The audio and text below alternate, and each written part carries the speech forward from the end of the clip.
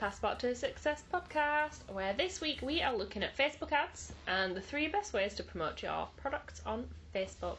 I'm Becca. And I'm Simon from Passport to Success, the online platform built by industry experts designed to help, advise, guide and support entrepreneurs and small business owners to success. Hello. Hello everyone. The sun is shining at the time of recording. It's beautiful. Fab. And Hope we're you're here having a nice inside. day. Yes, inside. Recording this podcast. Yeah. But you know, you'd get too much background noise if we went outside to record. it is absolutely fantastic outside. But you know, but yeah, so shall we get into it? Yes. Yeah. Have you got a free tool? I do. Free tool for you to Yeah, use. so this free tool this week is Screaming Frog.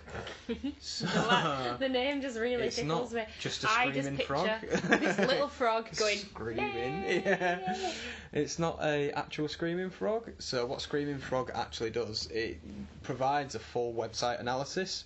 So it includes 500 web pages that are crawled for free. It helps unearth any broken links as well as look at any landing pages that might be missing important meta tags. Does like a full scan of the website and helps understand what's missing and what you can do then to fix this. So, just in case people don't know, what does it mean when a web page is crawled?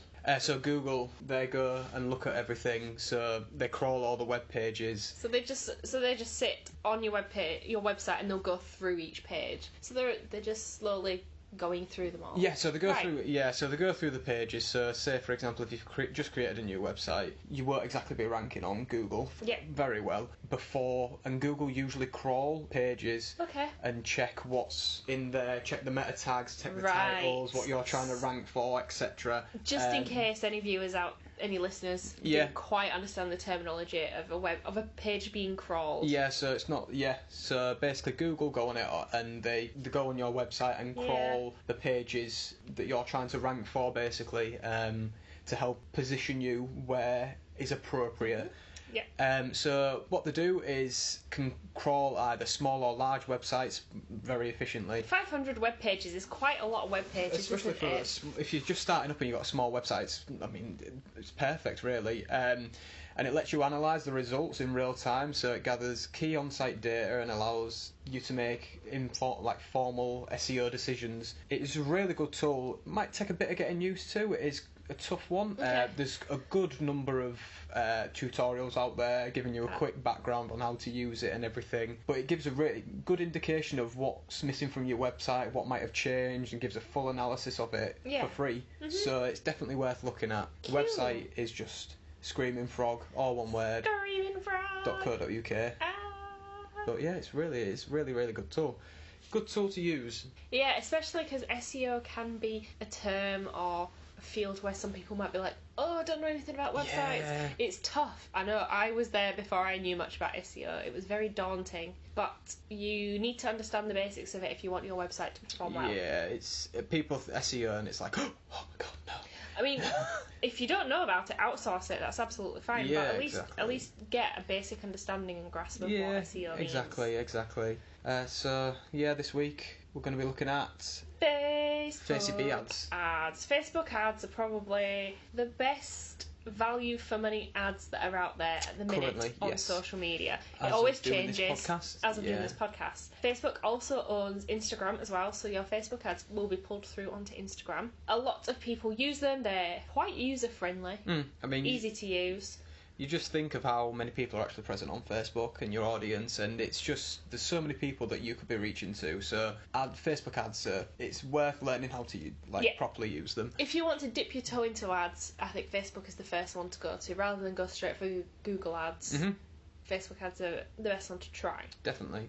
And the 3 best ways to promote your products on Facebook. So number 1, we recommend advertising to people who visit your website. Sounds pretty obvious, doesn't it? It does sound obvious, but you would be surprised how many people don't necessarily think of that, first of all. So if you've already installed the Facebook Pixel on your website and have had more than a few thousand visitors each month, start a website remarketing campaign. So a Facebook Pixel is something which sits on your website and it can acknowledge visitors who have gone to your website, and providing that they've logged into Facebook on that same website browser, it will pick them up. Have you ever been on Amazon, eBay, New Look, ASOS, etc., and you've been on, and then you go, do you know what? I'm going to go on Facebook quickly.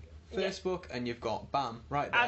Advert. For you were just looking at this on Instagram, weren't you? It's like, oh, yes, that is Facebook Pixel doing its business. Yes. So if someone visits your website and then they decide to pop onto Facebook using the same website, you know, like Google or Internet Explorer, Google Chrome, that sort of thing, then you can target them with your Facebook pixels.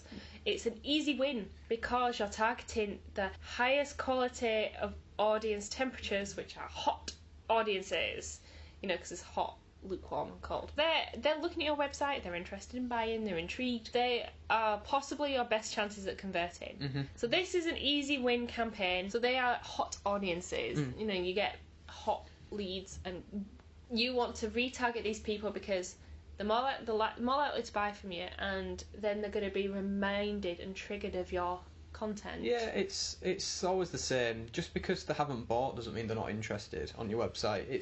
They might not have the money, they might not have the time. You know, these different no usually factors. means not yet. Yeah, doesn't it? And we've said this before.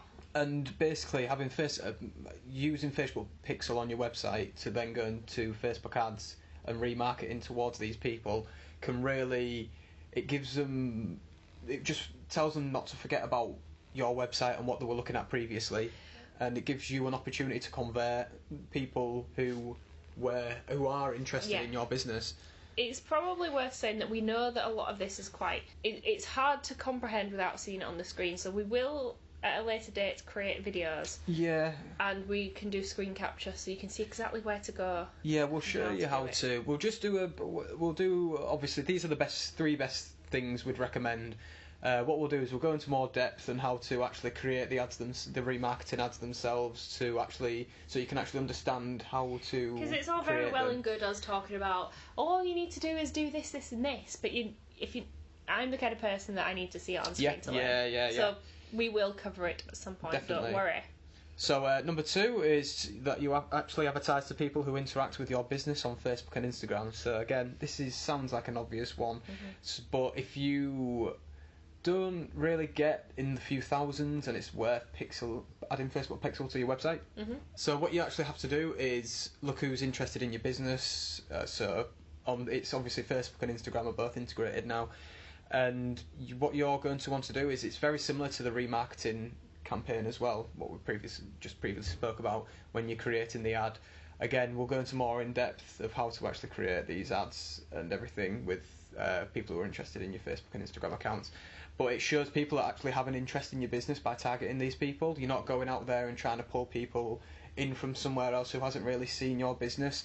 They're actually liked your business for a reason on Facebook or Instagram, and they're interested. They've got a tangible emotion towards your business, whether it's buying products, whether it's just like watching videos, reading the content. There's a reason why they're actually looking at your business as a whole, and all you need to do is know how to advertise towards them correctly, and once you do, it's another stream of conversions. It's a really good way of turning these people who are interested on social media into actual paying customers. Yeah, and the third one is advertise to people who are based on interests which are related to your product. So if you don't have any website traffic, not everyone has websites, we understand. So if you don't have website traffic or engagement audiences that your Google Analytics can pull through from your website, just start with a cold audience. And what you can do is you can market cold and then see who responds, and then you can then go back to those people because they are not your cold leads, they are your lukewarm to hot even. This can be a bit tough, and you need to find out how it best works for you because you're targeting your cold audiences. There might be some times where you don't get any engagement or you don't get any responses. Yeah. So don't let that get you down, but you then understand this isn't the right audience for me. This is the good thing about Facebook ads is they're so cheap. You could quite easily throw, say for example, £50 for a week, a month, whatever, but Facebook will disperse that money accordingly depending on how long you do it for, and it's worth the chance because it's so cheap compared to every other sort of avenue, really, of ads currently online. So it's always worth going for Facebook ads. If you're on Facebook, obviously, that is. And what it can do is it can just create a bit of a buzz for your business, and you've got off the top of my head I can't remember. There's millions, maybe even billions of accounts on Facebook.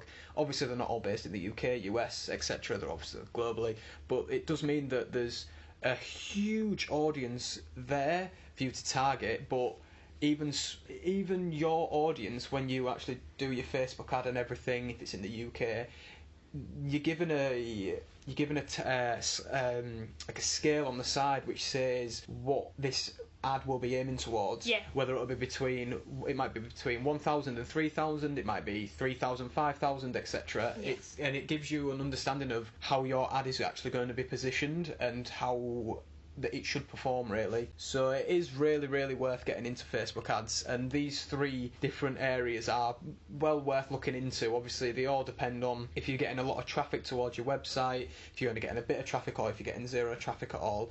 But it's worth trying it just because of how cheap it actually is at the current time. Yeah. It's a safe risk, I'd say, personally. Yes, it is. It is. And if you don't do a bit of experimenting or taking the risk, then you might just not get the reward. Yeah, exactly. So that's it for this week. Thank you for listening. Do let us know if you would like any more information about these different ways of targeting on Facebook. And we have looked previously at Facebook ads on Passport to Success, so make sure you check it all out. Thank you for listening. Enjoy the rest of your week. Bye. Bye.